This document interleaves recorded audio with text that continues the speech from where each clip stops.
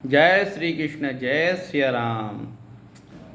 हमारे सनातन धर्म में मन वाणी कर्म से किसी को कष्ट नहीं पहुंचाते, लेकिन इसकी परिभाषा क्या है इसको समझना होगा कि वास्तव में ही किसी को कष्ट ना पहुंचाना है क्या। इसका कई लोग भोली भाली जनता से इसका दुरुपयोग कर लेते हैं। आपका सेवा भाव का मन है, सेवा करनी चाहिए, लेकिन कई मनुष्य ऐसे लोगों को शिकार बनाते हैं। मान लो किसी की आर्थिक स्थिति है, वो मध्यम वर्ग की है, बहुत अधिक वह ना धन कमाते हैं, केवल सादा जीवन उच्च विचार के नियमों का पालन करते हुए अपना घर गृहस्थी का पालन कर रहे हैं। ऐसे लोगों से कई लोग याचना करके एवं तरह तरह के संकट की बात बताते हुए कि बड़ी परेशानी है, धन उधार मांग लेते हैं। भगवान का भजन करने वाला सात्विक व्यक्ति दूसरे के दुख को पहाड़ के समान समझता है और इसी तरह सामने वाले की बातों में आकर उसके दुख को बहुत बड़ा समझकर उसकी सहायता कर देता है। लेकिन कई लोग ऐसे होते हैं, 100 में से 99 ही ऐसे होते हैं, दूसरों का धन उधार लेकर उस समय पर नहीं लौटाते और उनको जेब में पैसे रखे होंगे फिर भी दूसरों का धन समय पर नहीं लौटाएंगे। ऐसे लोगों की सहायता करना आपके लिए मुसीबत हो सकता है।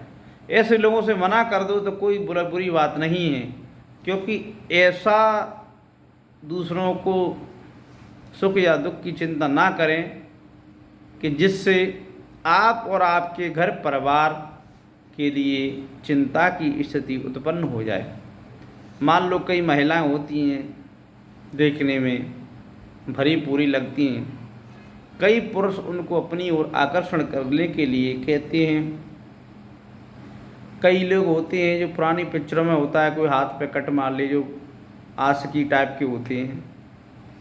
अब कई स्त्रियां, बहन बेटियां जो बेचारी ना समझ होती हैं, जो इन वासना को पूर्ति करने वाले मनुष्यों की जाल में जो महिलाएं फंस जाती, सोचती हैं कि अरे मैं इनको कष्ट दूंगी, दूसरों को कष्ट दूंगी, दुख दूंगी तो पाप पड़े। अरे भगवान की, तो ऐसे लोगों से बच के रहना चाहिए, यानी दुष्टों को दंड देने की। ये दुष्टतापूर्ण है। दुष्टतापूर्ण जो कुकृत्य करते हैं, ऐसे चाहे मनुष्य हों चाहे ऐसी स्त्री हों, इनको दंड देना चाहिए। दंड नहीं दे सको, इनसे दूरी बनाकर रखना चाहिए। मान लो कोई पुरुष किसी स्त्री की तारीफ करता है, लेकिन पत्नी के अलावा अगर कोई बहुत ज़्यादा किसी की तारीफ करता है कोई मनुष्य, तो स्त्री को उसको वहीं डांटना चाहिए। कोई कह रही भाभी जी आप बड़ी सुंदर लग रही हो, अरे मैडम आप बड़ी सुंदर लग रही हो, स्मार्ट लग रही हो, तो उनको डांटना चाहिए। मैं सुंदर तो आपकी बहन हूँ तो सुंदर लगूंगी ही, सुंदर तो आपकी माँ समान बहन हूँ, आपकी बहन हूँ तो सुंदर लगूंगी। तो लेकिन पर पुरुषों से ज़्यादा बात ही नहीं करना चाहिए। बात करो तो बड़े शांत भाव से करना चाहिए, क्योंकि कोई भी स्त्री हो या पुरुष हो, वो सब समझ जाते हैं कि यहाँ पे सही हो रहा है या गलत हो रहा है। इस कलयुग में मनुष्य तरह तरह की दाव पेच दूसरों को फंसाने के लिए करते हैं। जो भगवान के सीधे साधे भक्त होते हैं, भोले वाले भक्त होते हैं, वो सभी मनुष्यों में, जीव जंतु में भगवान को देखते हैं। लेकिन जीव जंतु में सबको भगवान देखते हुए भगवान की माया भी बड़ी बलवान है, तो माया को भी देखना है।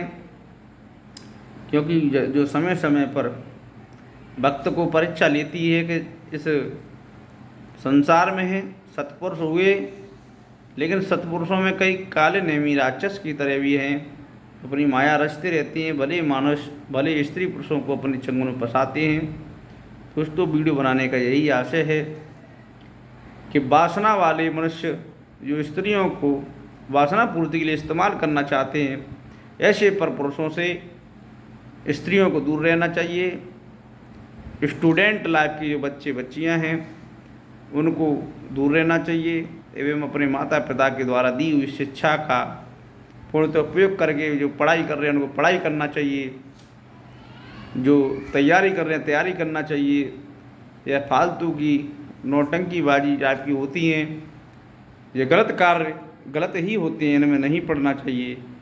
एवं जो स्त्री पुरुष हैं किसी की सहायता कर रहे हो तो आज का ज़माना ज़्यादा सहायता करने का नहीं है। स्त्रियों को पति से पूछकर, बिना पति के पूछे कोई कार्य नहीं करना चाहिए और कोई भी बात अपने पति के गुप्त नहीं रखना चाहिए।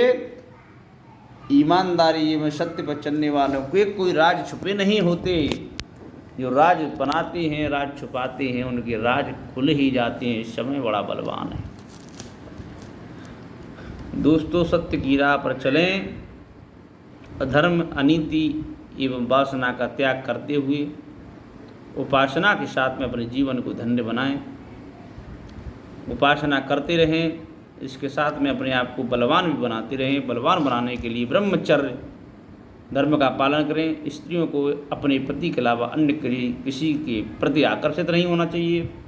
पुरुषों को भी अपनी पत्नियों के अलावा अन्य पत्नियों से आकर्षित नहीं होना चाहिए। जिनकी पत्नियां नहीं हैं उन्हें भी ब्रह्मचर्य धर्म का पालन करते हुए अपने आप को बलवान बनाना चाहिए।